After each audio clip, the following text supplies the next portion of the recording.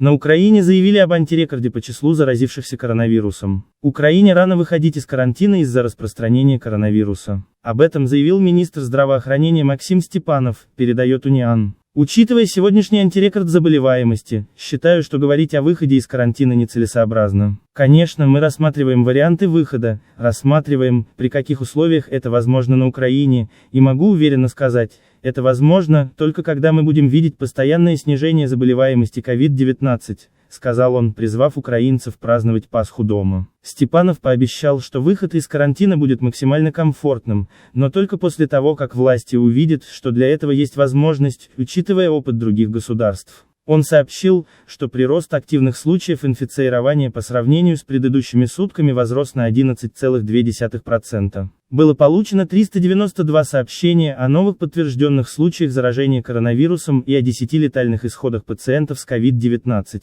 С 6 апреля на Украине ужесточили карантин, который был продлен до 24 апреля. В стране ограничено передвижение людей по времени пребывания на улице, запрещены массовые мероприятия. Украинцы обязаны находиться в общественных местах в средствах индивидуальной защиты. За отсутствие масок граждан могут привлечь к административной ответственности. По последним данным, на Украине коронавирусом заразились 3764 человека, 108 умерли. Общее число инфицированных вирусом в мире превысило 2 миллиона человек, 126 тысяч скончались, 484 тысячи излечились.